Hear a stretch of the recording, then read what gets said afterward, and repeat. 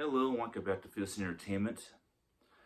Before I go on to my first review of 3 films tonight, I do want to go ahead and answer a couple of questions from the previous video.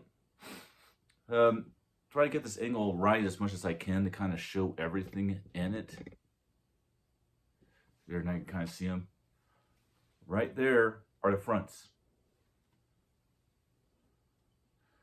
These are the overheads. The center's right there. I'll answer the first question. Do I have an acoustic transparent projector screen? No. Is it an obstacle when it comes to speaker placement? Yes and no. I mostly watch stuff on my television, not on this big screen up here that I pulled down. It's not a fixed frame, it's a pulled down screen. And as I mentioned in that video, thanks for your comments. I'm just doing the best I can to answer those real quick.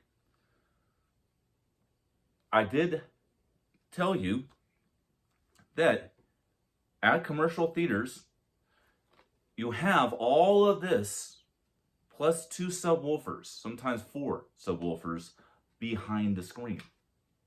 And not all screens at a real commercial cinema are acoustic transparent. But there's simply no way within a real commercial theater you can actually go ahead and have the speakers on the outside of the screen. Now let's talk about the other one. Questionable placement of Dolby Atmos speakers. I'll be quick on this part too.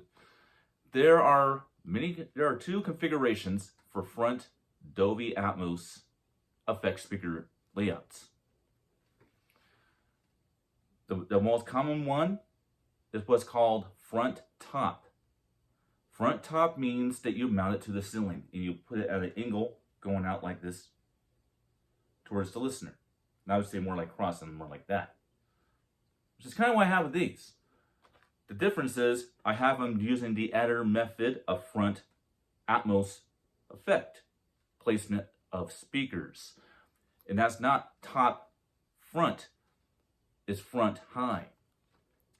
Now, if you take time on Google to do the research as to what front high placement should be, there's only one little mistake that I did make. They always suggest that you make them wider than the fronts. As you see, the fronts are wider than the overheads. But I did that for a reason.